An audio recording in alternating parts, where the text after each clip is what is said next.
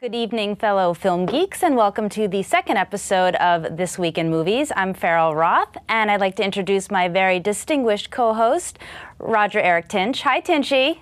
Hello, hello. I got a headset now. You do have a headset. And in homage to The Graduate from last week, since we discussed it, I am in a Catherine-inspired outfit. Very nice. I don't know if you can quite tell, and my hair, but I tried. Looks good. I went for it. Also joining me in the studio is Lon Harris, this week's resident movie man, and he's going to be keeping an eye on the chat room for us and also contributing a segment later in the show. Hello, Lon. Hello, Farrell. Roger. Thanks for having me.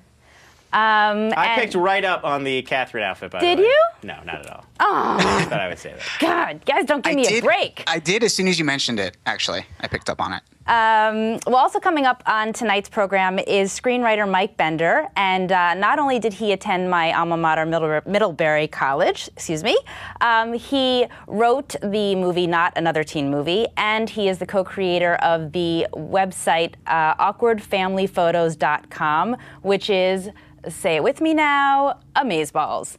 So he's going to be coming up later. And before we get into the show, I just want to say that I heard last week in the chat room somebody suggested there be an Amanda Peet drinking game, which of course I think is genius. But because I don't want you guys to go to work with a hangover tomorrow morning, I will try to restrain myself from talking about her multiple times on tonight's episode. However, I make no promises. And that said, I did see a trailer this weekend for the new Jack Black movie Gulliver's Travels, and guess who is in it? Amanda Peet. Boom. And it did not even look remotely good. However, guess who will be there opening weekend? Alrighty, we should have a segment this week in Amanda Peet. This week in Amanda. That could be a little bit. Yeah, maybe you want to rephrase that. Yeah. Okay. Yes. All right. Wow. Check the gate. Moving on. Tinchy, why don't you tell us about the Hollywood headlines? Sure thing. So to follow up on our conversation last week about the David Fincher directed, Aaron Sorkin scripted Facebook movie called The Social Network. Yes. The teaser poster that we talked about last week, there's now a teaser trailer, which doesn't show any actual footage, but really sets the tone just using dialogue for the film. It's only a minute long, so we're just going to go ahead and play it real quick. Exciting.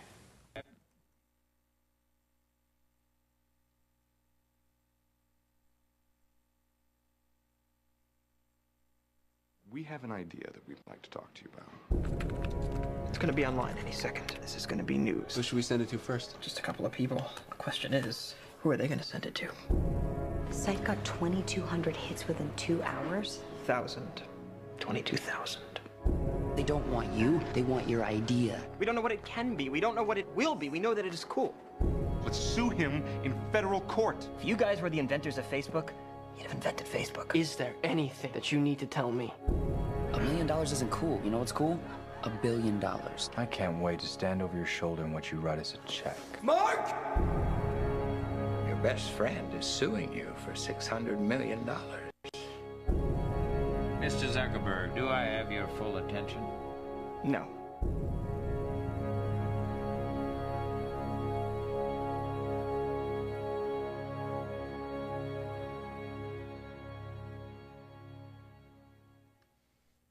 Riveting. It's so dramatic. I'm totally into it. It's so, like, over-the-top dramatic. No, I love it. Tinchy, we can't hear you. Just so you know. I'm sure you're saying very insightful things, but I can't hear you. So there you go. I got to get used to this mute button on Skype. You just muted yourself? You are such a dork. Okay, go. I don't want you guys to hear me breathing. I'm so like. Were you heavy breathing during that trailer? Between that and the Amanda Peet being inside of her, I'm a little bit already tweaked out, and maybe this should be like a late night show? Yeah. Yeah. Anyways, what I was saying was, when I was muted, was I'm usually frustrated by these types of teasers where they don't really show anything, but I have to say that this is like the one post-summer movie that I'm looking forward to the most. I'm there, so I cannot wait to see it. So better come out soon. Let me ask you a question. Do you think that the movie is actually done enough that they could have shown clips? Like, to me, that when I first started seeing it, it made me think perhaps they're showing it that way because they don't have clips to show, and that's a way of getting it out there, but they don't actually have material that they feel comfortable showing yet? Or you think it was just done for dramatic effect? It could be. It could be a mix of both. I mean, Fincher is a perfectionist. I mean, he's known to like take 70 takes of one shot. So I wouldn't be surprised if there's a specific look he wanted the film to have that they probably weren't ready for. But whether or not footage was ready, I think it's a great way to whet the appetite of fanboys and tech geeks. So I mean, I didn't know that about Fincher. So he's from like the Kubrick school of like you cannot shoot it too many times. Yeah, exactly. Actually, on Zodiac, which is brilliant, his film Zodiac, he was such a crazy perfectionist on the set. Like, he insisted everybody's desks in the Chronicle newsroom set, they had to have, like, the right kinds of items in their desk and on their desk, stuff that would never be on camera. But it all had to be, like, authentic to the period, like what would be in your newsroom desk in the 70s at the San Francisco Chronicle. So even, like, if there was a modern tape dispenser, like, in the desk or something you'd never see on camera, he still insisted it all had to be, like, exactly right. How do you know this? I just read stuff. I love David Fincher, so I've read some stuff about like the making of that movie, which was, you know, it didn't end up doing that well because they spent so much money on it, getting all the little nuances of everything like just right. Huh. I think that movie, like within 5 to 10 years, will be viewed as a classic. It's really good, and it's far different from his other serial killer movie, Seven, which is one of my all-time faves. But if you watch on Panic Room, the double disc DVD, there's actually a great documentary about the process that he took to make Panic Room. And there's a scene where he's looking down a street and talking to his AD, his assistant director, and pointing out which color of cars needs to be here, you know, on the left side, the right side. It's like blue, yellow, you know, blue, like get that car out of there. I don't like that color, like very specific. So, yeah. I kind of admire that. I mean, yes, it's crazy town, but at the same time, like you gotta, I mean, that's a guy that is beyond passionate about what he does, and talk about attention to detail. Like, it is too much. You're absolutely right. It makes no sense. But you've got to respect it, and there are not that many people in the business that would do it. So I I give him props. The movie is really like reading the police blotter of the investigation. I mean, by the time it's done, you've learned so much about not just this case, but how the cops would have gone about investigating a murder in the 70s. I mean, it's really, the depth in the movie is incredible. Yeah. I love that movie. All right, let's move on. What else you got for us? So the Oscars might move to January. When are they now? December? February. February. The actual show's in February. Okay. So on Tuesday night, there's a Board of Governors meeting of the Motion Picture Academy where that topic was raised to move it to January to get it ahead of the SAG Awards, ahead of the BAFTAs, and basically be there for the New Year rush of like the Golden Globes and the Super Bowl. They feel, you know, I think there's a lot of, I mean, if you look at it, the ratings have been, you know, falling steadily throughout the years. So I think they kind of want to be, you know, the first ceremony in once the new year hits. So it wouldn't happen for 2011, but 2012. Why wouldn't it happen for 2011? Why does changing a date take like multiple? Why does that take so much time? You know, like basically films that need to start, you know, petitioning or advertising, you know, their films for, you know, to get nominated. There wouldn't be enough time if it was in January. Academy voters would probably have less time to vote and see the movies. And I think there's a fear that smaller films that don't have quite the budget that bigger high-profile movies have wouldn't be able to compete. So, like I said, they just raised that notion. But you know, it might be something come 2012. You know, January 1st, we have the Oscars. I like it. I mean, I have to say it is true. It does feel like after the SAGs and the Golden Globes, you sort of have a good sense of what you think is going to win. The Oscars almost seems like an afterthought, and it shouldn't be. It should be the first of that the flock of award shows. I like it. I think so too. No, and there's a lot of pushback industry-wise on it, and you know, for me, like a guy that just from looking at it, I think the industry would adjust. I don't see exactly what.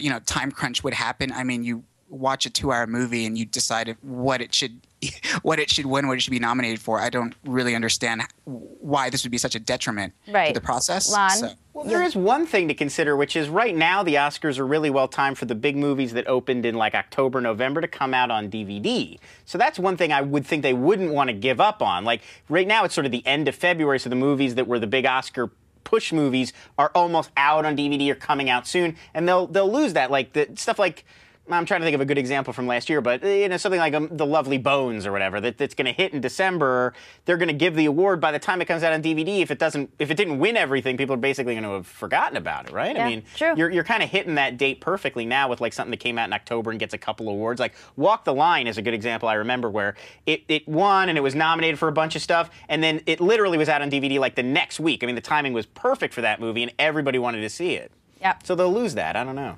All right. Yeah, they'll lose that, but. Oh, go ahead. Like I said, it just comes back to just adjusting, I guess, adjusting those timelines. Yeah. Yeah. So, the world is made for change. All right, Tinchy, we got time for one more story. You got one more for us? yes, I do. M. Night Shyamalan. I don't know if you got that one right. Shyamalan, I think, right? It's Mark Ruffalo. Let's go. So it's that M. Night guy. Yeah, what about him? M. Night guy is up to his old tricks. He has a movie coming out July 1st, The Last Airbender, based off of a cartoon series. Looks atrocious. He is generating a mystique around a secret script. That has Bradley Cooper, Gwyneth Paltrow, and Bruce Willis attached. Oh, I'm in. And, he's shopping it to studio execs, high-powered studio execs, who are required to read the script in the presence of M. Night's assistant. What? Yes. But first of all, when you said like the mystique, doesn't he do this with every script? Isn't that his way of sort of marketing himself? It's annoying. Exactly. Yeah, he did it with The Happening. He did it with The Lady in the Water. Both. He really should have kept The Happening to I know. himself. It's like don't hype it unless you think it's really. I mean, I haven't really enjoyed any of his movies since Unbreakable. Unbreakable's fantastic. Yeah. The first half of Signs is really good, and then it gets really ridiculous and silly. The first half of Signs is great. Actually is a good. I don't know. I enjoyed The Village. The twist was sort of you could see coming, from 100 miles away. But I think as far as setting and characters, that was a really, really strong piece that he had done. So. Do we have time for my Village rant? I promise I'll keep it short. No. Well, we were going to move on to the game, but Lon, okay, take your minute. This will take 2 seconds. Can I get a response? Yeah. He does this thing I've never seen another movie even try to do, which is he gives away, the twist, and then he tries to get it back, make you forget that he gave it away. He gives away what the monsters are in their nature, and then he tries to make you forget about it and bring the monsters back again. And it's obviously you can't do that. What is he thinking? That's my Village rant. We can move on. I think it's time for meanwhile, I look like my grandmother right now with the lipstick. Disgusting. Okay, let's do the Cinema Cipher. You're going to give us the clues. Will you explain it for anyone that did not play last week? And I've come prepared. I'm ready. Okay, I'll try to do this as quickly as possible in describing. So, Cinema Cipher, it's our weekly game where I give a cryptic clue that describes a movie title. The clue isn't necessarily about the film's plot, but it takes the title and I sort of twist it and make this hopefully smart puzzle or cipher out of it. And then each week I base a theme for the Cinema Ciphers that hopefully acts as a hint to help prod people along. I'll use a Cinema Cipher from last week that was not answered correctly as an example. The theme was strong father presence, and the cipher was this head of royalty perjured himself. And the answer was The Lion King. So there you go. It's smart, cute. And so the process is we're going to give 2 Cinema Ciphers now that people in the chat room will have until the end of the show to answer unless they get it right away. And then at the end of the show, we'll post a 3rd Cinema Cipher to our Twitter account, which is TWI Movies, at TWI Movies. Each winner will receive a free month subscription to Mubi.com. That's MUBI.com. It's an online VOD platform. And they can stream movies to their computer, PlayStation 3. So that was a mouthful, Tinchy. I'm exhausted just from listening to it. Okay, so what's the theme this week? In lieu of the World Cup, it is sports. Ooh, I see a lot of sports movies. It's Rudy. I got it. Just kidding. That was all 3. It was all 3 of them. No. All right, so go for it. First one is the toddler version you could get at a discount. Okay. All right. The toddler version you could get at a discount. Okay. Okay. Yep. All right. Second one. At the end of the week, leave these on. Your underwear. Or is that put them on? Put them on, or is it leave them on? At the end of the week, leave these on. No, when you mentioned underwear. What do you leave on at the end of the week? God. These are hard. These are the 2 easier ones. Last week was easier. Last week you didn't like the first someone got it really fast. You're playing. Maybe I I should stop using my wife as the gauge because I always try to like ask her, "What do you think about this?" She's like, "Oh, those are too easy." Oh, I think somebody's got it. I think our winner from last week, Generic Mammal, he thinks he's got number 2. Let me throw this out to you. Is it Friday Night Lights? That is correct. Well, 2 weeks in a row now. Oh my God, this person is amazing. And Generic Mammal tells me in the chat room, Roger, he did not get his prize last week. I know. Here's the problem. I had gotten a direct message on the chat room, and then I closed the window, and I didn't know how to go back and get the direct message again. He gets a double. I think you get 2 months. He gets a double Generic prize. Mammal. And I don't think you're generic. I think you're special. You're a special mammal to me. That's all I'm saying. With the underscore. So the first one we're still playing, and then you're going to give a third one at the end of the show. Number 1, still the toddler version you could get at a discount. I love the clue. I have zero idea, as usual. Okay, let's move on to movies that are in theaters. Roger, Restrepo. Restrepo. Restrepo opened in LA and New York on Friday. I actually got a chance to see it at Sundance this year, which it actually won the U.S. Documentary Jury Prize. It's a war documentary that provides a firsthand glimpse at a full year of deployment in Afghanistan. Involved were 2 journalists that were actually on assignment for Vanity Fair and ABC News. And as they were doing that duty, they were shooting footage. They shot 250 hours of footage that then became the basis for this documentary. And we actually have a clip here, so awesome. Let's go ahead and show it.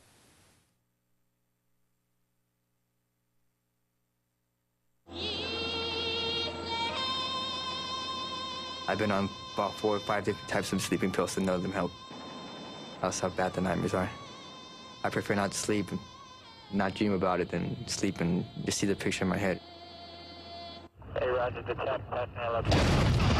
Keep going, Everybody's like, oh, you're going to Korengal? Oh, and they feel sorry for you. Deadliest place on earth, the Korengal Valley. We're not ready for this. I'm thinking, what are we doing? First friend I lost was Restrepo. Where Restrepo died, we shot off flares. In the middle of the night, we put up a fire base. They realized once they could not knock off OP Restrepo, we had the upper hand. Hey, babe, I miss you. It takes a little bit out of you every time you see one of your boys get hurt. It's really like a big family. I want you guys to mourn, and then I want you guys to get over it and do your jobs. 2 months and counting down. I just don't like the way it is. I don't like how it feels right now. I kill a bunch of bad guys. In the same instance, I'm killing 5 locals. I need to know better so that I'm not killing these people. I hit the bottom right of the building. As soon as I pop my head up, guess who? Nobody's gonna help you. You're in no man's land. The fear is always there, especially at night when you can't see what's coming at you.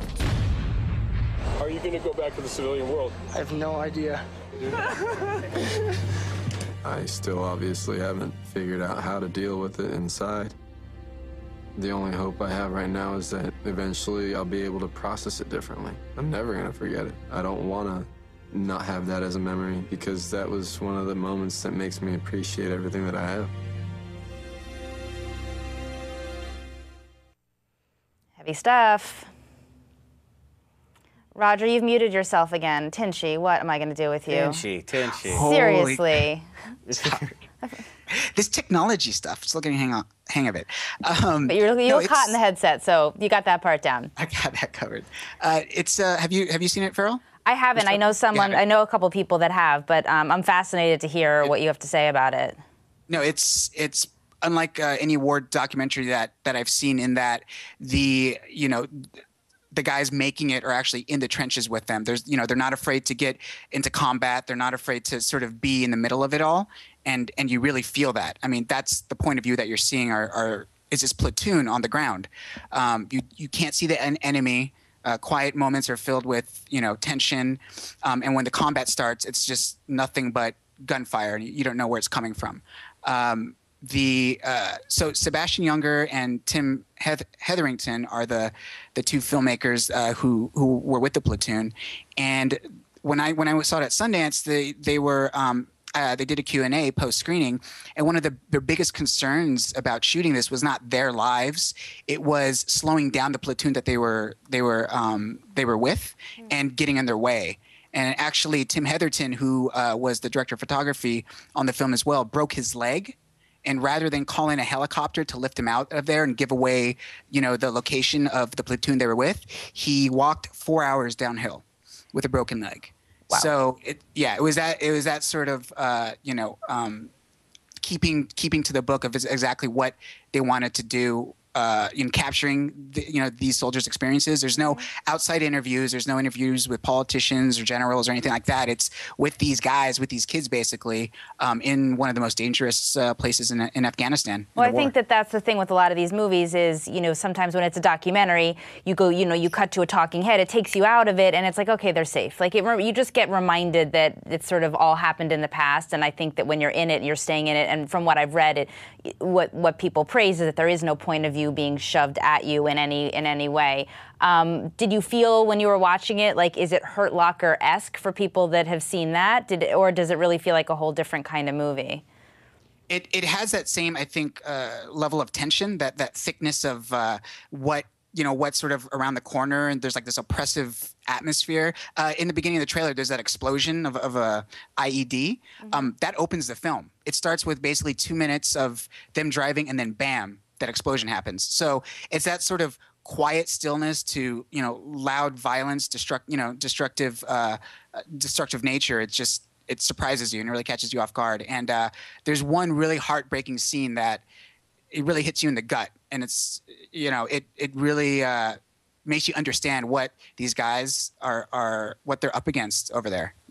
It's not romanticized or anything. It's gritty, it's unfiltered, and if you want a true look at war, at what we're doing out there, what these guys have to be up against, this film does that. This is it. Yep. All right. Well, on a lighter note, my movie is a documentary as well, Joan Rivers, A Piece of Work.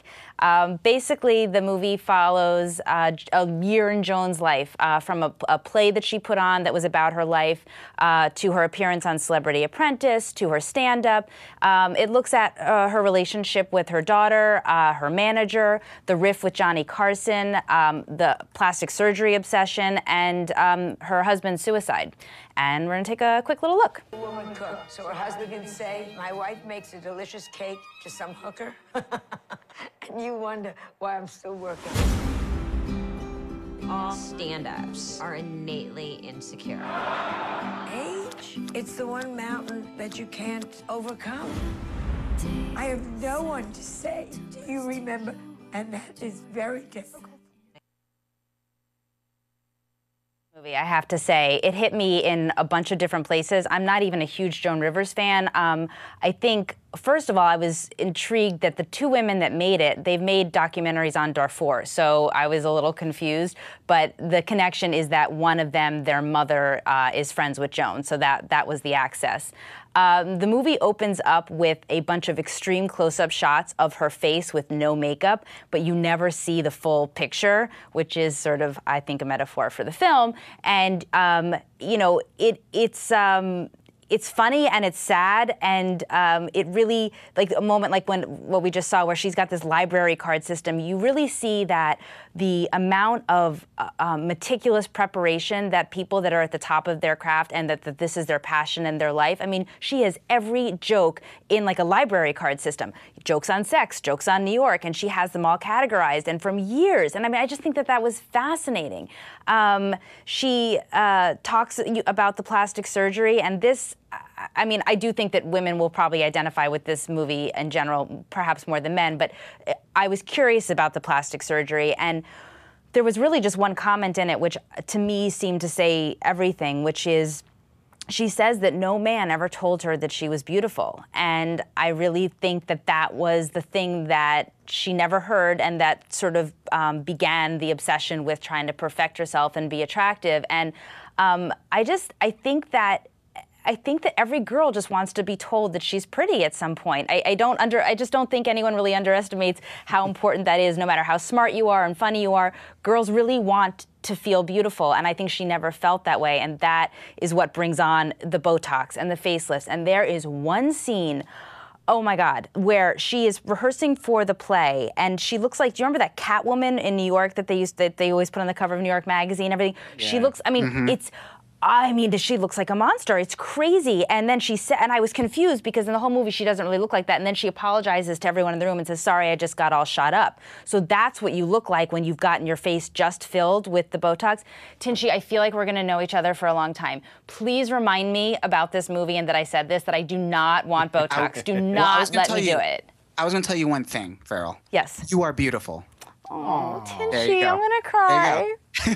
Will you go tell your wife tonight too? Because it stuck with me, and I just thought this is really sad. And in spite of it, it's a very funny movie. I think it's inspiring in that her dedication. I mean, I think she's in her 70s, 80s. I don't know. She could be 200. Who knows? But she's at 1 a.m. She's getting on this plane. Then she's doing a stand-up in Minnesota, and then she's back in a cab. And then she works nonstop. She's a workhorse, and I really felt that there's a correlation between this film and September issue, which was the one about Anna Wintour, and the Valentino documentary, all of which I liked.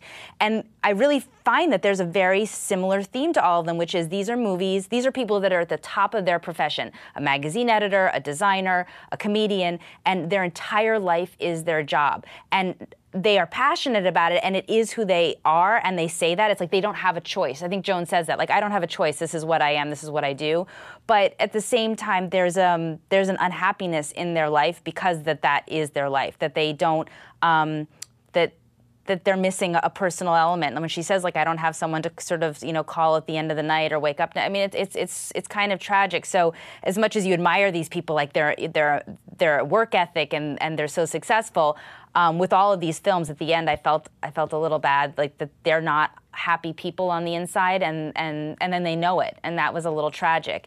I was curious if Joan had final cut or had any say in what aired, and I read that she had one scene cut from the movie, which was when she walked by a picture of her husband who committed suicide, and she cursed at him, and it upset her daughter Melissa. So she took that out of the movie, but that was it. So all the other stuff is Melissa in it? Melissa is in it. They showed. I did not watch The Celebrity Apprentice, and Joan won, and I guess Melissa's exit was very dramatic and laden with curse words, and so they showed that, and they showed how Joan really rallied behind Melissa and went against Annie Duke, and so it was. She is in very sort of small parts of it, and the husband they only show pictures and they get into a little bit. I found the Johnny Carson stuff fascinating. I knew that there was a rift, and essentially he stopped talking to her when she got her own talk show. She filled in for him. She came on the show, he made her a star. Then she filled in for him. She was the guest host. I think it was Fox gave her own show. She took it, called him up to give him the news. I don't think she had any idea. I actually don't know if she would have taken the show if she had known what the repercussions were, and he never spoke to her again, ever. And I was surprised. I mean, you got to be happy for people, you'd think, but I guess he felt like she betrayed him somehow or gypped, I don't know. And her show, didn't last very long. And she said it was devastating to her. I mean, I really felt like that bothered her probably. Yeah, because there was no closure. Right? Nothing. I mean, she called him up. I think she said he hung up on her and then he never spoke to her again. So anyway, I just feel like if you don't have to be a fan of hers, it's a very well done movie. It's rapidly paced. There's an adrenaline to it. I don't know why, but there is. And and it's poignant, and it really. It really affected me more than I thought. I still think about it. Like I saw it a couple weeks ago.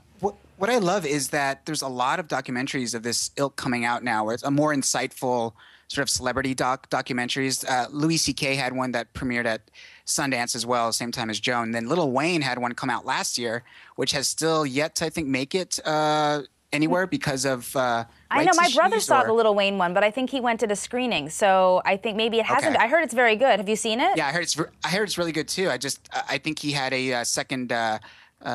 He thought about what exactly he was doing in the documentary and decided he didn't want to have anything to do with it. So there's been a lot of arguing over that documentary. You must have final say, because otherwise you think those producers would have been like, screw it, we're releasing it anyway.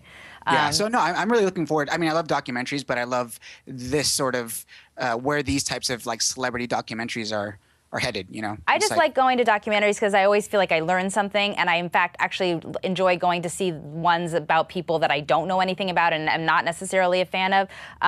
Joan may have been sort of one of them. I was sort of interested, but the empathy that you feel for her by the end of this film is amazing, and also I just think it's such a positive message about the tenacity. Like, if you are passionate about something, freaking bang your head against a wall, just keep going, like just do it. And you walk out of there and you're sort of all riled up, like, yes, you know, because she just chased her dream, and she's still, you know, she's 250 years old and she's still doing it. So yeah, well, and just, you know, not to always keep bringing my wife into these, but we love your wife. She actually worked with Joan when Joan had her show at the Venetian, and my wife said she's an absolute darling, probably one of the best celebrities she's ever worked with as far as a personality. And she said she worked like Joan Rivers, like you said, just works at all hours of the day, and she was really amazed by not only her sort of graciousness, but her also being able to maintain this crazy workload, being, you know, 70, 80. I love how we're like fudging her years. We're like 94 to She's been around for a while. She's been around. I would note. First of all, I definitely want to recommend the Jerry Seinfeld documentary Comedian, which is really insightful about how hard comics have to work. Just listening to you talk about the Joan Rivers thing. Seinfeld talks about how, you know, to do an hour-long special, you basically have to work at it for a year. And you just workshop all your bits until you get 5 minutes here, 5 minutes there, and then at the end of a year, you've got 1 hour of actual comedy you can go on TV with and know is going to be solid. And I mean, it's amazing to think about how much work goes in. You see these guys do 45-minute, hour-long specials, and you think, oh, you know, it's a couple weeks of writing some jokes. And no, it's like and this is every night at clubs and doing showcases, just trying to get this material together. And they followed another comedian too, right? Orny Adams is the other guy they follow, who's kind of a hack and is really arrogant and I'm a genius. But even he is like every night he's working. He's in some crappy club doing comedy to 10 people. But that's the only way. I mean, there's nobody's funny enough to just take the shortcut of I can go up on stage and just say whatever. They all comedians like to pretend that they can do that, but they really can't. It's hard work and every day of workshopping material. Okay, shall we move on to DVDs? Sure. Do it. Yeah, Tinchy, you're doing the commentary this week. I'm super, super excited. I am. So yeah, my commentary on commentary. When we first started talking about this segment, sorry, I think we got some music and a graphic. We are very professional. Awesome. That looks great. Okay. So when we first started talking about this segment, the one DVD that jumped out at me right away was Out of Sight. One being that it was released in June 1998, so it was like one of the first films that, you know, basically early days of the DVD format, and it was one of the first DVD commentaries I ever listened to.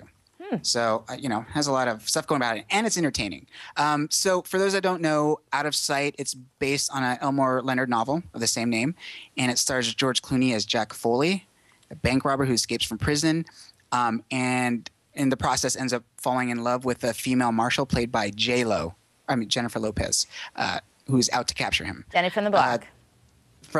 Jenny from the Block. The movie was famous for a few reasons. One, at least for me, being that it was one of Steven Soderbergh's first mainstream film after making a string of sort of artsy indie films.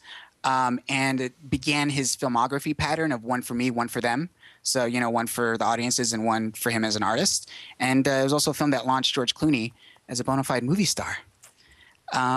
So, yeah, one of the main reasons I find this commentary really entertaining, besides the information in it, is the playful antagonism between Steven Soderbergh, the director, and Scott Frank, the screenwriter. And here's actually a clip from the commentary. Steven Soderbergh is the first guy who's speaking on it. So just to give you a little taste of. This was a day two. I remember we're about to cut to the prison here, but Stacey Scher was talking about how she realized that when I would be watching a scene that I wouldn't necessarily be keeping my ear tuned for letter accuracy, and that Jennifer was in the first couple of takes was dropping Dad. She was saying thanks for the gun, and not saying thanks for the gun, Dad. And she came over and said, you know, Jennifer's not saying thanks for the gun, Dad. I said, but she I didn't even notice in the middle of the scene, thanks, Dad. Right. Which almost makes what she was saying. Yeah, but it's a funnier. If she says thanks for the gun, Dad, that's a funnier line. Than it thanks is a for funnier the gun. line, Dad. But I was thinking every time I watched the movie that if I were on the set that day, I would have had her not say the middle Dad. Oh, really? Not Why? say Dad until the last line. No, you gotta tip it. You gotta tip it. You get it. I think you get it. No, but I think you get 2 jokes if she says it earlier. You know, she opens this thing. First you get the joke, she opens the thing, and it's a gun, and then you get her saying, thanks, Dad. Right. Two jokes for, you know. How they, and it goes throughout the whole commentary. I agree with Soderbergh. He's right. It's funnier, like, thanks for the gun, Dad. I mean, that's better. Yeah. No, it's pretty great. So a couple of things I was able to sort of pull from that amidst them sort of bickering playfully, although from what I hear, the actual on-set disagreements these two would have were pretty heated. So you can see some of that slowly come out of the commentary, which is great. Barry Sonnenfeld, who directed Get Shorty, another Elmore Leonard-based movie, was originally set to direct it, but he kept asking Scott Frank, the screenwriter, what is this movie like? What is this movie like? And Scott, he didn't know what it was like. Like, he couldn't compare it to anything. So Sonnenfeld walked away, and that's when Steven Soderbergh came on.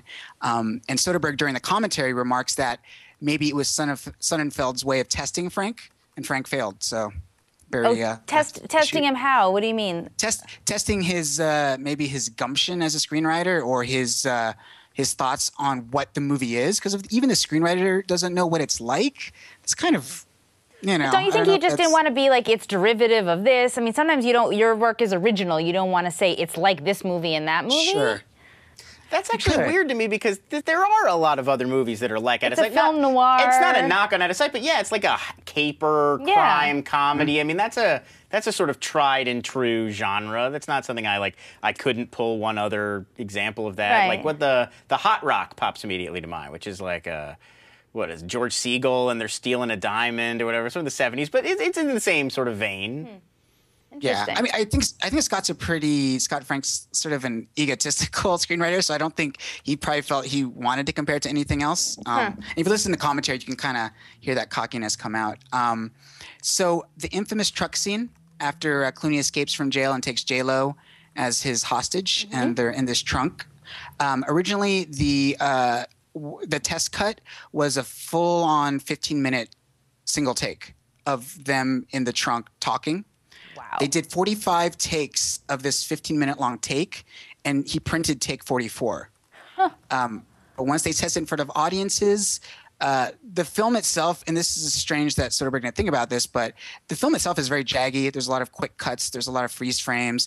There's a lot of like flashbacks. It's sort of like messy, I guess you could call it. So to have this one long scene sit in the middle of it felt out of place. So they went back and reshot it. Wow. J-Lo must have been PO'd. Can you imagine? Yes. And that what scene did they is say actually, about her? I'm dying. I just did they gossip about her at all? Like, I feel like I need that information. You know, there is one part where J-Lo is bending over a car trunk to grab a shotgun, and the screenwriter says, "Oh, I love this shot." And Steven Soderbergh chides him and says, "Ooh, you're going to get in trouble for that." And that was the last time they actually kind of sort of commented on her specifically. On her bootay. On her bootay, her famous bootay, yes. Did they talk about her being a diva, or that, she was not like they expected? I mean, I would have thought, even when they hired her back then, that she had this sort of reputation. What was she like on set? Did they talk about it? They didn't really talk about any of if she had diva-like ways on the set. They did talk about Clooney being very gracious on the set. They filmed it at some different prisons, and their real prisoners were acting as extras, and he took his time to sign autographs, take photos with all the prisoners, rather than being this sort of cantankerous like movie star and who would only show up for his scenes and then go back to his trailer. He spent all day. He's the consummate movie star. He is. I mean, he's got that Tom Cruise-esque thing, or they know how to deal with the fans. They know how to give an interview. interview, they appreciate the level of fame that they're at. I've interviewed him, or red carpety kind of stuff a couple times. I mean, he literally could not be more stunning. And except for perhaps Taylor Kitsch or Friday Night Lights, he might be in like my top 3. And he is just so. What I sort of think is he's witty and funny, and he doesn't even repeat his stuff. I mean, it kills me. I mean, the guy comes up with these funny, quick retorts, and he's not, it's not a canned thing. You don't see him on Letterman and Leno saying the same jokes over and over. I mean, he's that quick and smart, and he always makes you look good. Like, he makes the person that's interviewing him look good, that's a talent, and that's he knows what he's doing. I think he's the bestest. This was an early film for both of them, though. Sorry, Roger, I didn't mean to cut you off there. But no problem. Maybe they weren't divas yet because you think Clooney's a diva? I doubt it. No, I don't. I'm not saying. I don't want to say Clooney's a diva. I'm just saying that this was kind of the film, one of the films that made both of them. I mean, J-Lo had done Money Train. She was a fly girl before this. Right, but right. Clooney, I guess he'd been on some TV shows, and he had done. He was on ER before this, and he had done that woeful Schumacher Batman film. But and From Dusk Till Dawn. Oh, and From Dusk Till Dawn. But yeah, I mean, I feel like this was the first movie where, especially Clooney, I felt like, oh, this guy is really good and is going to be great in probably other movies. Like, so they may have, J-Lo especially may have developed her diva behavior a couple films after this. Any other good tidbits for us that you learned? Yeah, so Michael Keaton reprises his role as Ray Nicolette, who he also portrayed in Tarantino's Jackie Brown. The character actually appears in both books. That, because Jackie Brown's based off an Elmer Leonard book as well. And, yeah, he plays the same character in both movies. He did it for a favor, for nothing. And according to Soderbergh, at that time, it was the first time a character in 2 completely unrelated movies is played by the same actor. So that's so when you watch Jackie Brown, you'll see Ray Nicolette appear in that as well. What happened? Soderbergh Poor Michael Keaton. He's in Toy Story 3. I know he's the voice of Ken. He's Ken, I know, but he's so great, and they just can't find good stuff for him. Well, can't all be Clooney. White Noise is pretty great. White Noise was pretty good. I thought it was okay. You saw a horror movie? I know. It's like I'm defying myself. I don't understand. Was Amanda Peet? Amanda Peet was not in it. No, I think I saw it on HBO. I like Michael Keaton. He did this other movie. Here we go again. Guess what? Chat room, help me. I forget the name. But he was in this other movie called like The Good Man or The Father or the One something. Good Cop. No. It was more recent. And he plays. There's a Christmas tree he brings in, and it's a story with this woman. Like Australian, she looks like Kate Winslet a little bit, and this is so annoying. But okay, so it's like one good. Should be a game. It's so good. It's like an indie film. I loved it. I'm looking Will at you IMDb him or something? I'm looking at his filmography right now. This was recent? And he goes into a hospital. The Merry Gentleman? Yes. Yeah. I loved it. Thank you. I haven't seen it. That could have been, like, if that had the right marketing behind it, it could have been put him up for a Golden Globe or an Oscar. I mean, it was that subtle and that good of a performance and that good of a quirky indie movie, but it just didn't, it had nothing behind it. So. I'm throwing out my Michael Keaton is amazing fact of the day, because I love Michael Keaton, one of my all-time favorite actors. And he ad-libbed all his lines in Beetlejuice. Really? They had the script. He and Burton were like, we're not crazy about some of the dialogue. And then he just riffed. And you could sort of tell in some of the scenes because he actually goes like, and he thinks about it for a second. Like the commercial where he's doing the ad on TV and he's just doing the cowboy voice and stuff. All just riffing. All just totally made up. Can you imagine if David Fincher was directing that movie and he was like, I'm going to ad-lib all my own lines. Would not have Deal worked. with that. Would not have worked. Okay, well, do you have anything else for us or should we move on? I have one more, and then one last clip, just to sort of close out the funny back and forth between come full circle. The director and actor. Yes, exactly. Okay. So the sex scene, if you could call it that, between George Clooney and J-Lo was actually based off of a scene from 1973 Nicholas Roeg film called Don't Look Now. Yes. Which basically involves a juxtaposition of two events. For Out of Sight, it was when they first talk at the restaurant, and the second scene essentially follows that event where they get hot and steamy in a hotel room. When they first cut it together in sequential order, before Soderbergh had sort of told them what he was planning to do, it felt just it wasn't hot basically, and until it was cut together, and the juxtaposition about them sort of talking to them undressing and these little small moments that Soderbergh caught shooting gobs of footage, it made it much more intimate. Huh. And the editor was actually concerned because there was no nudity in the sex scene. As he should have been. It's George Clooney. Hello. But Soderbergh believes that once an actor takes their clothes off, it becomes a documentary. They're not watching an actor character anymore. They're watching an actor who is now sans clothes.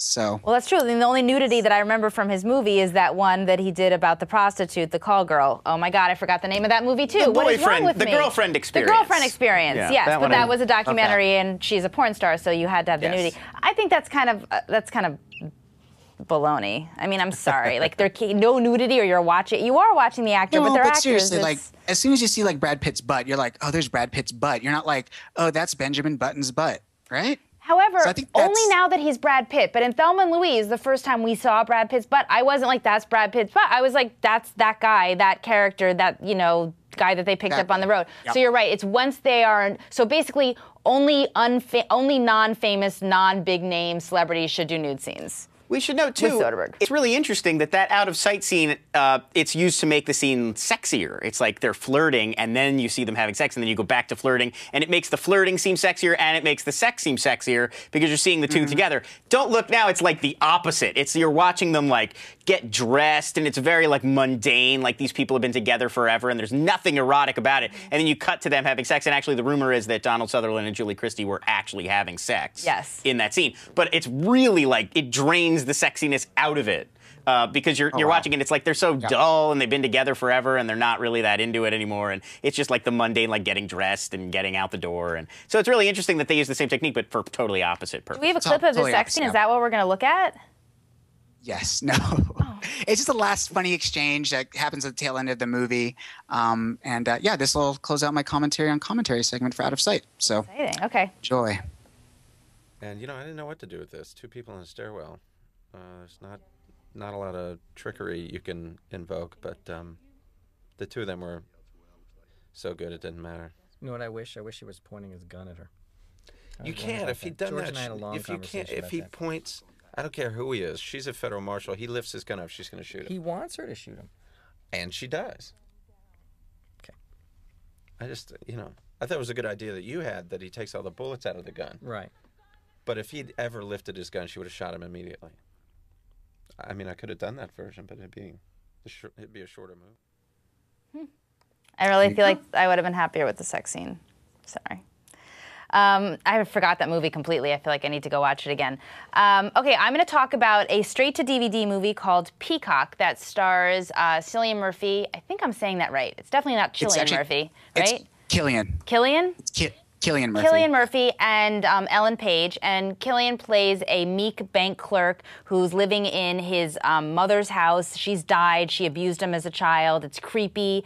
Because of his abuse, he has developed this cross-dressing alter ego named Emma. A train crashes into his backyard. All the townspeople come. They see Emma, the cross-dressing alter ego, and they assume that it's Cillian's wife, Emma. So he then plays the dual role of the husband and the wife throughout the movie. Ellen Page comes in halfway through. She's a waitress who he's knocked up unbeknownst to him, and she has a child, so now he's a father. And we have a little clip we can take a look at. Why? Oh, you're in my house? About the train. Just wanted to stop by and make sure everything was okay.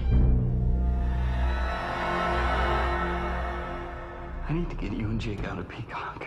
I'll give you the money so you can leave. You don't understand. You're scaring me. I don't know what she told you, but I make the decisions, not Emma. I'm the man in the house.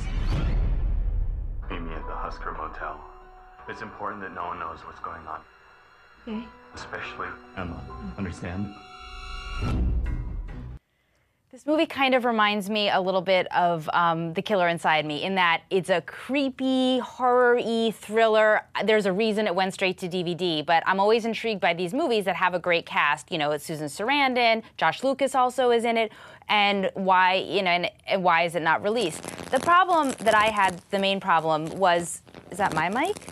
Something is very fuzzy, staticky.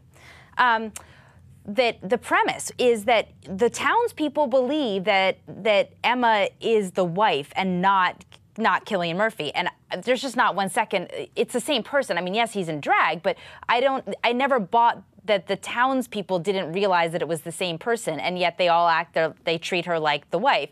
And I thought that was very bizarre. I never really could get past that.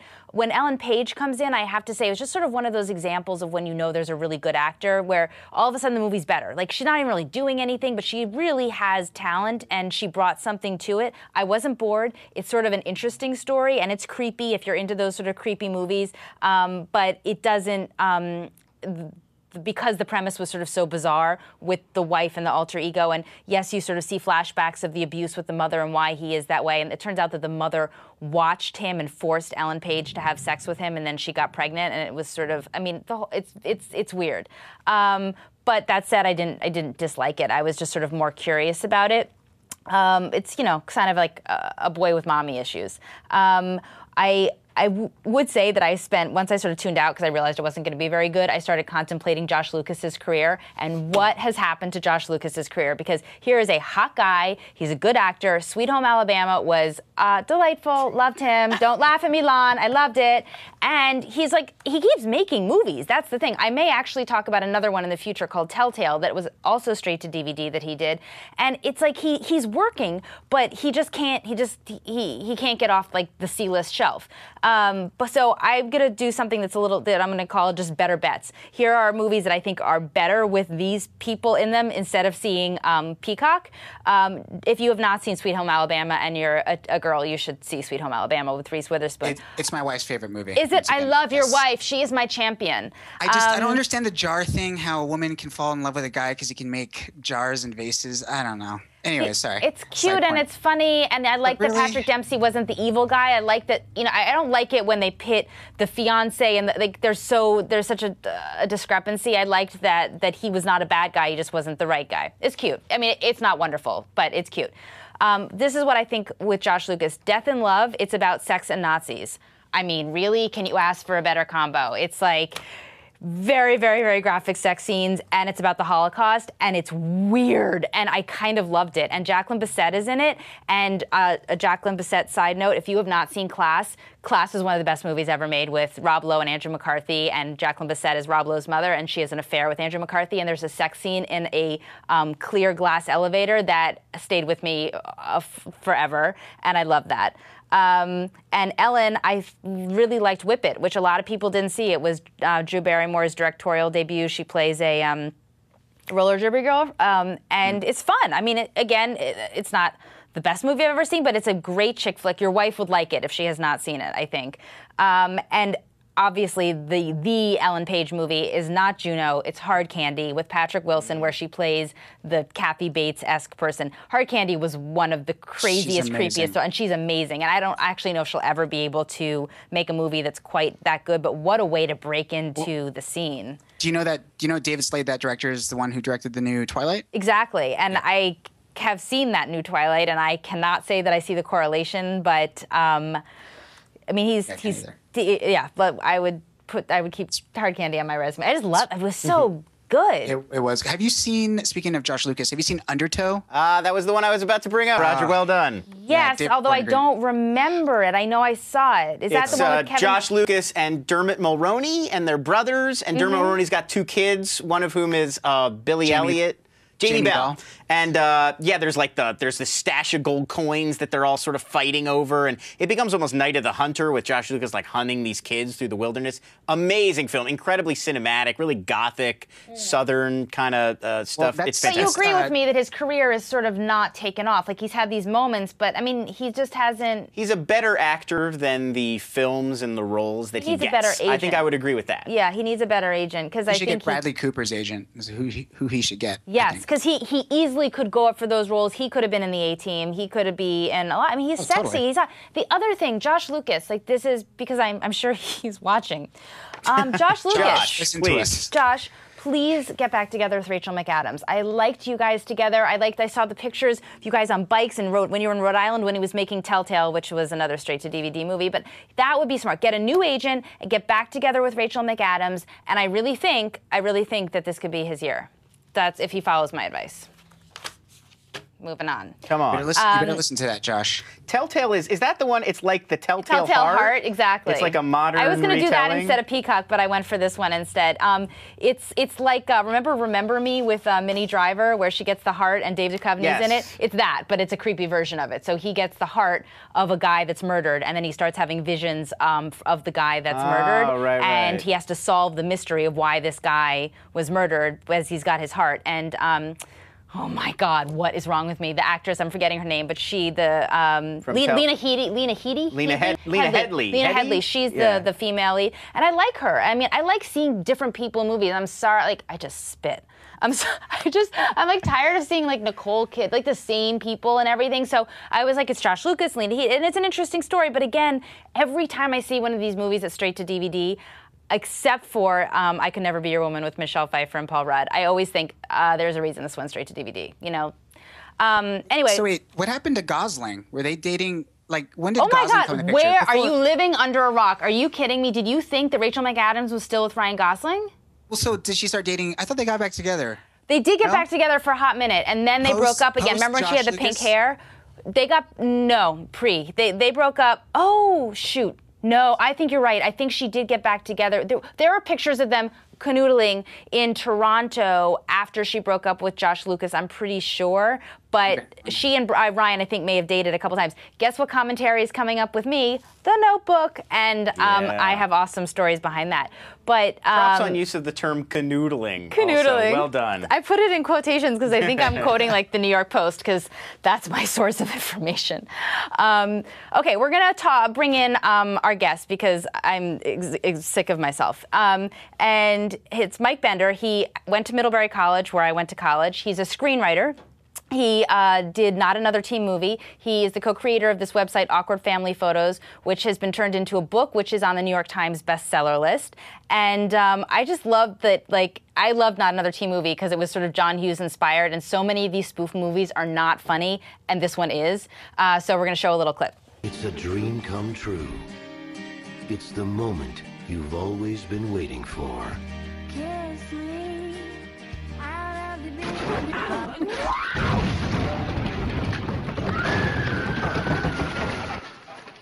I'm okay. It's not another teen movie. Prepare yourself for a movie that goes where every other teen movie has gone before. I heard there's some undercover reporter posing as a high school student. Do either of you know where Mr. Keller's English class is?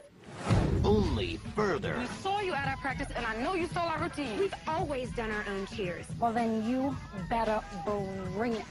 Oh, it's already been brought in. We're back. We know it. We take our big movies and show it. Can I get a whoop whoop? Columbia Pictures. It's already been brought in. I love that. Was my favorite line of the whole movie. I had a fight for that line, actually. You did? Yes, the director Joel Gallen is a friend, but when that was in the script, he was like, I don't know, is that too much? And I was like, no, I think let's leave it. It's all in the delivery, but yes. Totally. That was honestly my favorite line in the movie. Good for you for fighting for it. So that makes me think you were on set.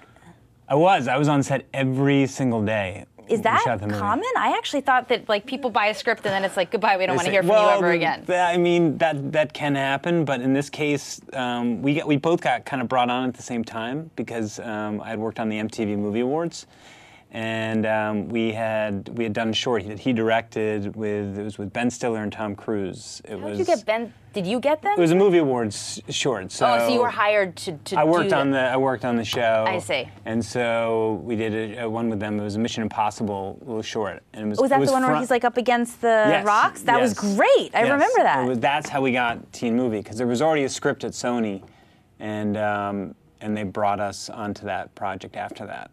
So was Not Another Teen Movie an original idea that you had, or did someone hire you to write that No, movie? Sony had bought a script that was they wanted to kind of do a complete rewrite to, and it was like, I forgot what it was called. It was like Clueless, 10 Things I Hate About Clueless, blah blah blah blah blah. And so they brought us on to basically just start again, but work with the teen genre. And truthfully, I hadn't even seen most of those movies, so. Really? Well, I hadn't seen the recent ones. I hadn't seen the ones, you know, I had seen the John Hughes ones, but I hadn't seen the ones. But isn't that what I felt like they were all sort of like John She's Hughes? All That. I did not see that when that came out. I think Kevin Pollak was in She's All That. Wasn't he, Lon? I think he's the dad in She's All That. I believe so. That sounds right. And Kevin to me. Pollak has a show, so yeah, it's all coming together. it's all. That's why you're here. You're here just so we could bring up Kevin because we love Kevin. Yeah. I like him too. So did you want to write a spoof kind of movie, or was this sort of like a job you couldn't turn? Like, would this have been the first movie you would want to have made? Well, I mean, I was 23 at the time, so I mean, I was so grateful to be doing anything, and the movie awards, you know, that job to me was like a dream job. And then when the movie came about, I mean, I wasn't going to say no. And I do love that genre. I mean, I grew up. Airplane was like the movie I grew up with and watched 100 times, so I always wanted to do one of those. But I think once you do them, then you kind of feel like I want to move on to other things. So when they had you on the set, were you rewriting jokes and rewriting things in the moment? Oh, absolutely. Really? There was a scene with Randy Quaid and Janie, who I'm forgetting. Skylar Lee. Skylar, yeah. Because she's on Grey's Anatomy. Kyler Lee. I'm pronouncing everyone's name wrong, and I can't remember anyone's name. I screwed it up too. I literally have like Alzheimer's. That's hosting. That's how you host. Who hired me? That Why is how you host. Wait, I did. It's that person with the thing, and just you go know. with it. God, sorry. All right, so yes, Kyler. There's a scene, a very tender scene with Randy Quaid and Kyler Lee that we wrote literally on set. It was the whole scene, and there was such a young cast, and like even Jamie Presley at that time was really, you know, she was just starting. So everybody, Chris Evans, they were all so cool about just getting lines. And Joel is the type of director where he'll be like, let's come up with a new line right now. So it was, you know, it was like you couldn't really rest. Huh. So did you feel like the movie that got made was like the script that you created in the beginning? Like, were you happy with the product? I mean, yeah, because I was a part of it, and I had the opportunity to be a part of it, and so yeah, and I'm a big believer in once you're on set that sometimes much better, you know, ideas can come out of people just being in the room together. So I had no issues with that at all. Did you have any input in the casting? Did you say yes, Chris Evans, yes, Jamie Presley? I was in all the casting sessions. Chris Evans was such an easy decision. Really? He came in. We had seen a lot of Jake's, and he was by far the best. And he just had that. He had that like Airplane sort of quality. He just knew how to deliver the lines, and he was so good at like deadpan. He reminded me of like a young Alec Baldwin when he first came in. Like really? Yes. See, I forgot he was in this movie because he doesn't really, he's not been making these kinds of movies since then. No. I wouldn't think he's funny. He is. He is actually really, really good. I was really impressed with him. Let me ask you this: did you see, or is he's too dated? I'm feeling like I would watch Chris Klein in this movie if he was not in rehab right now. Huh? Now, Mamma Mia. You didn't see the Chris Klein oh, no, Mamma I did. Mia Oh, my audition? God. The Funny or Die thing, it's embarrassing. But I felt like that was sort of, he could have gone up for this role, but I feel like maybe he was too young. He was then. already, well, but he was already in American Pie, so Oh, it was too much. Like the idea was to bring in new faces. Yeah. There was a guy in the movie, Sam Huntington, I hope I got that right, who played kind of a Chris Klein-esque character. He played that type of character. So we had a guy that kind of played him, as opposed to actually getting him. Would have been depressing if he came in and did that. It's like, now I'm spoofing myself 6 months later. Yeah. How did you sort of get your start? Like, how did the MTV job, sounds like that was the one that launched you. How did that happen? Well, I was working for New Line Cinema. That was my first job really out of college, and I started working on a script called Gigantic, which was actually it was a Titanic had just come out. This shows you how much I've progressed. But it was basically, I saw Titanic and then I was like, everyone thinks this is such an amazing movie, but there were so many melodramatic moments in that movie that I just felt like there's something to be done here. So I wrote a script while I was working at NewLine and ended up setting it up at New Line. And they wanted. What was your job at New Line? Did you have like a real job? Or were you in the mailroom? No, I was like an assistant at Fine Line marketing. I mean, I was. And they looked at a script of yours and said, "We want to make it." New Line is a really unique place in that way. Actually, Jeffrey Reddick, who's like 3 desks down from me, wrote Final Destination. He was working on those. So we were every assistant was working on scripts, and we'd give them to each other. and the company is just designed in a way where like they encourage the people at the company to That's submit. awesome. Toby Emmerich, who was Yeah. at New Line, wrote a lot of movies for New Line. So what happened to Gigantic? I want to see this. What did happen to Gigantic? I'd like to know myself. No, we were fast tracked. It was this director Harold Zwart, who just did Karate Kid. Right, Came which was on way board. better than I thought it was going to be. I haven't seen it. Oh but my God, it's 2.5 hours. I don't know why, but it's Jesus. serious. It's good. I mean, it's not a remake. It's like Right. a different movie, and it was smart to set it it in China. So I liked it. But anyway, that's He's a good, he's a great director. But we roundtabled it. We actually had a big roundtable with like Tina Fey, because at this time they were all the SNL writers, Adam McKay, Dennis Nicholas, all these guys that were so great. We did a roundtable and we were ready to go. And then they asked Harold to cut the budget. And this was a big sticking point, and he wouldn't cut the budget, and they fired him, and they just didn't bring in a new director? That was the end. No, because it's like we had missed our window. I think the idea was to really get it out right on the heels of Titanic winning the Oscar, and the timing was off. We had spent so much time doing those rewrites that it was kind of just the project that was. But because of that project, I got a call from somebody at MTV, and they said, "Do you want to work on the movie awards?" Interesting. So, Yes, Landir. Tinchy actually has a question. Tinchy, chime in, my friend. Hey there. Hi, Mike. Hey, how you doing? Hey, doing well. So I saw that you were a producer on Cheats, directed by Andrew Garland, who I became a big fan of after seeing his short "Black People Hate Me and They Hate My Glasses." I was a producer on that too, actually. You were? Yeah, I saw that on iFilm back in like 2000, and me and Andrew actually started conversing through email around then, and I'd been asking about the movie that he was working on, Cheats, and he sort of had said there was a lot of sort of ups and downs with the production and kept getting either edited or rewritten. Can you talk a little bit about that experience? And I don't know if you're still working with Andrew, but I think he's phenomenal. I just spoke to him today, actually. He was at that time. He was kind of like my mentor. I worked with him in sort of developing when he was developing the script. For Cheats. Where am I looking, by the way? I want you to look at all of us. We're all equal here. Okay. Anyway, I'll just look over here. So that's nice looking. I don't know. That's a really good question. Where should he look? Stare off into space. No, if he looks, there's a camera that's actually pointed generally at you. You can look at that. Okay, that's fine. Roger will see you in his computer.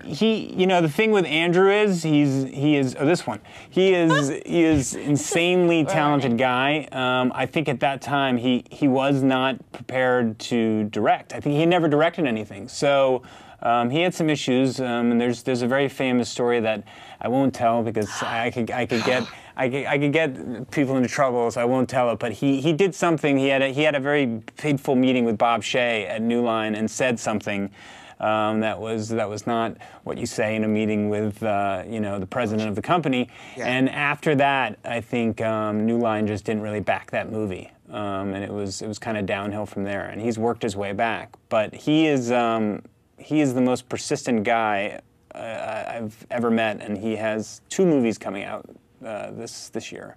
That's great to hear. He's amazing. I mean, he's always stuck in my head, and that was like 10 years ago. So when I saw that you had done Cheats, I just had to ask, and that's crazy. I mean, hopefully when are these movies coming out, or can you tell us anything? Yeah, he's got one. It's called The Last Exorcism. They're both going to be at Comic-Con, and the other one's called The Virginity Hit. It's Sony did it. It's produced by like Will Ferrell and those guys. So he's getting some traction again, but it took him a long time after Cheats because he directed it and it was he got a lot of attention, and then it went straight to video. Video. Cool. Well, another thing that you've done, which is talk about sidetrack, is this website awkwardfamilyphotos.com, yes. which is amazeballs. But I mean, where did this come up? Where did you come up with the idea? This has taken off, and now you have a best-selling book because of it. Yeah. Is this your new, is this your new thing? Are you giving up screenwriting to I don't know. find ugly pictures of the people's families? I'd be honest with you, I'd love to. It is. I've never had so much fun as I have with this website because every day I wake up and I get photos of people, a water birth. I get just the most disturbing random photos, and then I get some really, really interesting ones that we can actually post. But it started with a photo that my mom hung up in their house, and it was one of those uncomfortable vacation photos. And that week. I believe we have it. I think we need to. It's in there, yeah. Yeah. Find it for me again. I'll have to find it. But basically, I was out to lunch with a friend of mine. It's this photo, which really actually pales in comparison to a lot of the other photos. With a headband. An ear warmer. Been called the girl many times when they were talking about this photo. But anyway, I was out to lunch with a friend of mine I went to high school with, and who I collaborate with sometimes, and we started to talk about it. And this is Doug Chernak, who I wrote the book with, and he was like, I have a ton of those photos, and so it kind of dawned on us that everybody has got to have these, and there's nothing like no place on the web where people can kind of share them and share their ugly family photos. And the idea from the beginning was, can we do something that's like celebratory? Because I love awkwardness. I just love the word awkward. It has no to me it has no negative connotation. It's one of those words you can get away with, and it's I don't know. It's just a beautiful word. So I love the idea of kind of doing something about awkwardness and the awkwardness of family, and we put the photos up. We had 10 photos when we started, and that week I sent the link to a friend of mine who worked for a radio station in Rhode Island, and he put it up on their radio station's website. And the link, what ended up happening was it got passed around to all the Clear Channel radio stations. And so in that first week, we had 0 hits the first day, and we had 1 million impressions by the end of the week. Wow. And we got our first lesson in how sites work, and it was a scramble because we hadn't designed and created the site in a way to handle any traffic. Yeah, having people send in stuff. Crashing. Are you still getting pictures now? We get over 200 photos a day. Really? Wow. Is there a criteria, like these kinds will not make it? Like, how do you decide which ones make it on the site? I'm the one who I post them, and so I basically, Doug actually goes into the mailbox, he finds them, and then he sends me a bunch of them. But basically, we're just looking for a photo that we see and say that's different than anything we posted. Well, we have a few, so let's take a look. These are from the book. These are from the book. Okay. Yes. Is that Dad naked or not just shirtless? That is Dad. If you look, you'll see he is wearing the pajama bottoms. Yeah, there's pants. There's visible pants. This one's pretty interesting though because the daughter sent it in. I can't remember which one, but she sent it in, and I remember it went up. And this is right when we started to get some traffic. And I think once people started to see it, like friends of the family, she wrote back and said, "Oh my God, can you please take that down?" So what ended up happening was that day though, Time.com did a piece on the website, and they used that photo. Oh, this poor girl. So this went everywhere. This was all over the web, and she was so cool though because she said, "Look, if you guys ever do a book, let me know," because I had said we might do a book. We won't use your picture. We're so sorry. Yeah, well, we definitely were like, we're not using your picture on the site anymore. And but she said, if you ever do a book, let me know, and we'll, as a family, we'll decide. And so they did, and it became our holiday chapter opener. Wow. Do we have another picture we can show? I think we got a couple more. Yeah. This one's called "There's Plenty of Room on the Couch." And I don't think I have to explain why, but this is just one. This was one we got really early on. That's just so interesting. I mean, why did they not use the couch? It's mind-boggling. And why are they sitting behind it? What is going on with that guy in the middle? There's something going on there. Right, some below the line of the couch. Too low, and the they look like midgets standing behind a couch. Well, they're Canadian, but I don't. That's all. Say no more. Well, I think I think it's like a genius idea, but since the website inspired a book, is the book going to inspire a movie? Well, I thought you would go there. Did you? Yes. Well, it's interesting. Anytime I think, there's, the website kind of was its own thing, and then, of course, then the book came about. So then we're actually talking to someone about a musical, a Broadway musical, yes. which is to me, I almost couldn't take the meeting because I couldn't take it seriously because I was like, are you kidding me? But it's real. There actually somebody's thinking about that. But yes, we have been approached by several producers and some film companies about doing something with it. Now the question is, what do you do? Mm-hmm. I don't know the answer yet. I'm having so much fun with the website. I don't want to taint it just yet, Right. But I think what we get with these photos is we get these amazing stories.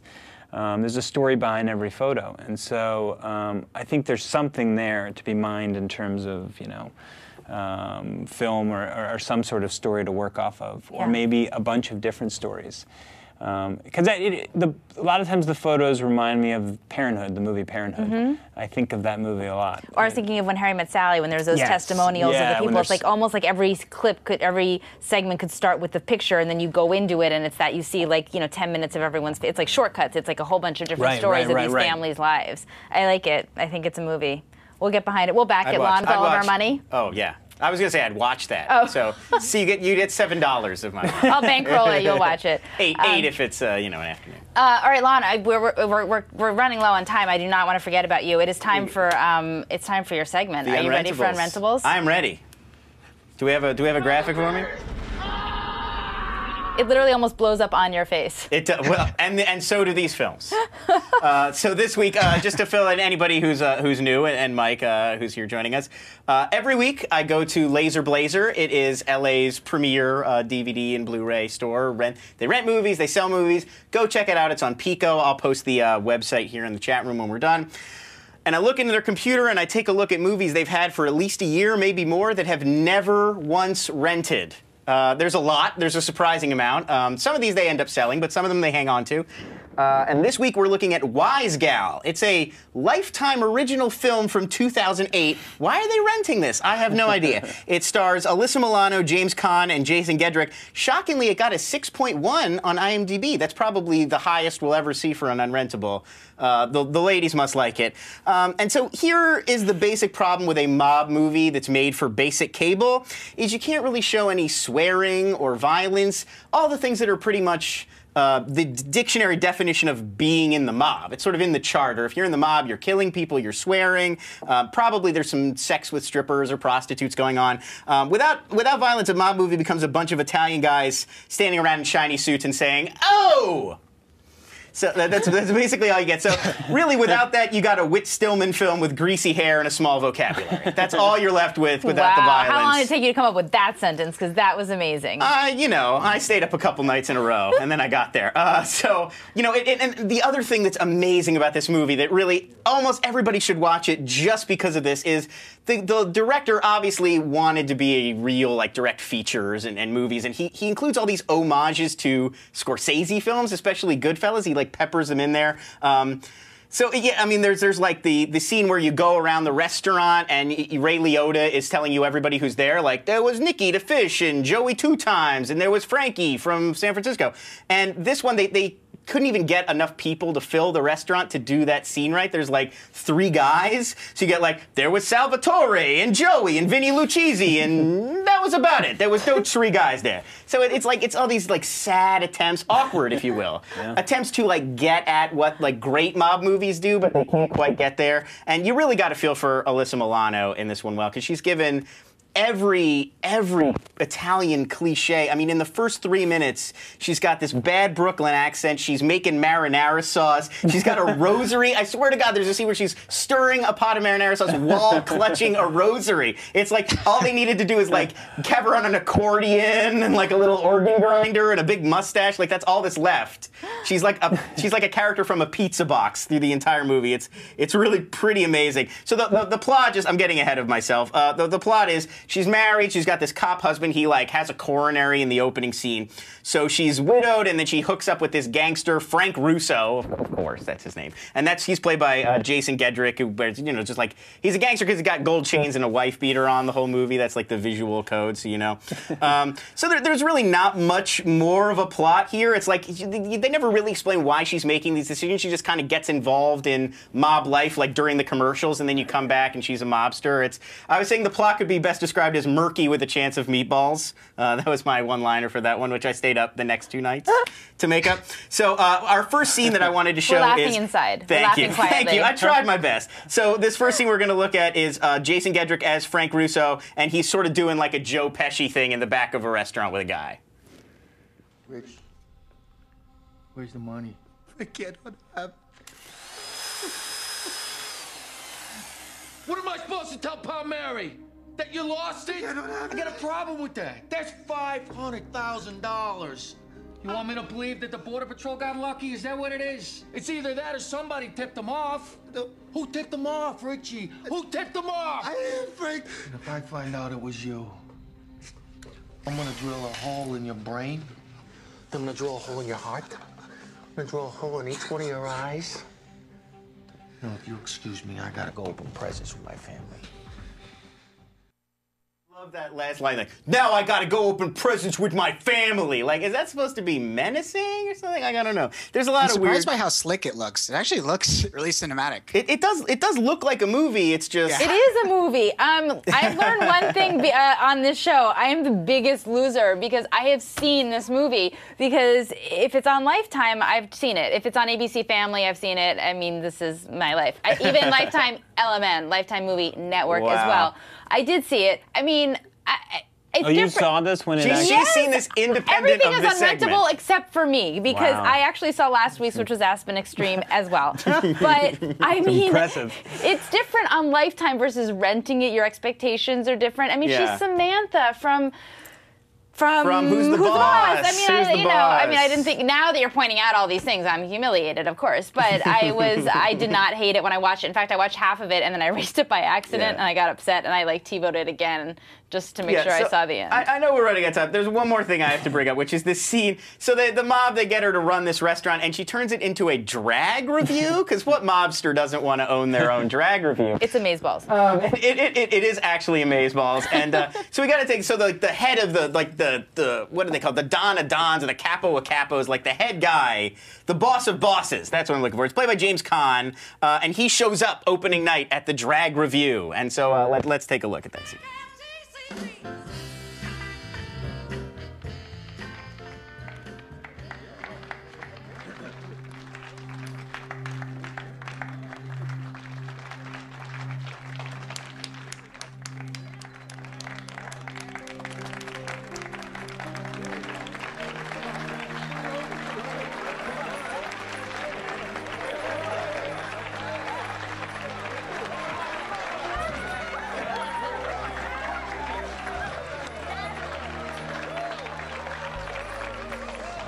Whose idea was this?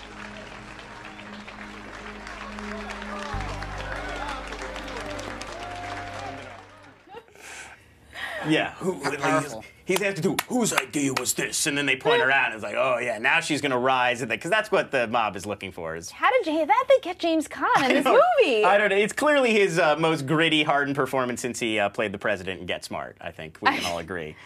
So I mean, yeah, the movie is just loot, and then the sort of last half hour, it kind of, you know, it sort of does the Scorsese thing of she gets in over her head, and her friend's doing lots of coke, and she's just got to escape. And the amazing thing about the end is the mobsters they're so nice. Like, she goes to Caan and she's like, look, you know, I like working for you, but I got to get out. I got my kids. And he thinks about it. He's like, okay, they're really not even that threatening, the mobsters in the film.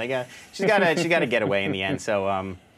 You have no love for Wise Gal. Wise Gal? Wise Gal, it was called. Wise Gal. You know, I mean, I didn't think any other film could get as realistic and insightful a view on mob life as Corky Romano, and yet here we are. Do you know Alyssa Milano has a line of women's like sportswear, like for teens? Like it's made for girls, so you don't have to walk around in like your boyfriend's jersey. Like it's made for women, but it's like all team sports because she's a big sports fan. She dated like every ice hockey player. She got married, but you know what I loved? I liked it when she was dating Scott Wolf and they posed for People magazine in a bubble bath. I'll look for that photo. It was like the Valentine's Day edition. I really liked it.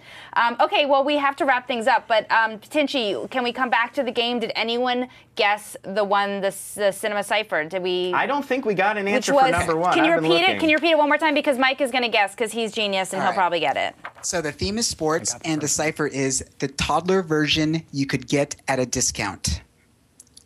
So that's a puzzle for a. And what's the theme again? It's what is it? Sorry, sports. Kids. The toddler version you could get at a discount. I have a guess from our constant winner, Generic Mammal. Really? Is it $1 Million Baby? It is. That guy is amazing. This person? We should bring him in. Maybe he should be hosting the show. That guy is He should have my job. He's a genius. I might have to marry him. We might have to have a. He might not be able to win 3 of them, maybe 2. Oh, you're getting Tinchy. Well, we'll discuss. We'll discuss. Good job, Don't feel bad. Generic Mammal now says he feels bad. Don't feel bad. You're doing excellent. Is Generic Mammal your wife and you're just trying to get more free movies for yourself, Tinchy? Yes. Now I see. I'm on to you. You know I like what? how I'm like doing like the eye thing, but I don't know how to do it with a pen. Here's what we'll do. Tinchy, you will give Generic Mammal the movie prize. We'll come up with something here. Generic Mammal, I will get your info. We'll send you something fun. PM me in the chat room. PM you? What's that mean? Like, click on my name and send me a message privately. So not everybody sees his address. Oh, I see. Oh, private message you. Private message, PM. Oh, It's the internet. I want to send you a PM. We got our own lingo. I do. You know, this is like, it's so challenging for me every week. It's unbelievable. Okay, well, You're doing a great. Am I doing okay? You're doing fine. That is our show for this week. We'll be back in 2 weeks. I hope everyone has a... Sorry. What? Don't mean to cut you off. Are we going to do the last one for the Twitter? Oh, are we going to give the clue now? Do the clue for Okay, Twitter. do the clue, but we're not allowed to guess it. I'm sorry, I messed it up. Anyways, so yes, follow us at TWI Movies, and the post the answer to the Cinema Cipher, which is if Eminem had a team, he could say this.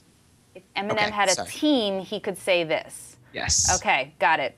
All right. All right, well, we will be back in 2 weeks. Thank you to Mike Bender for joining us on our second show. Did you have fun? I did. This was enlightening. Enlightening? Yeah. We feel enlightetened. If you want to borrow Wise Gal, I've got the disc out there. I might take you up on that, actually. I think we're all going home to watch Entourage, good. let's be honest. Who T-voted it? Me. Okay, we will see you in 2 weeks. That is a wrap. It's great.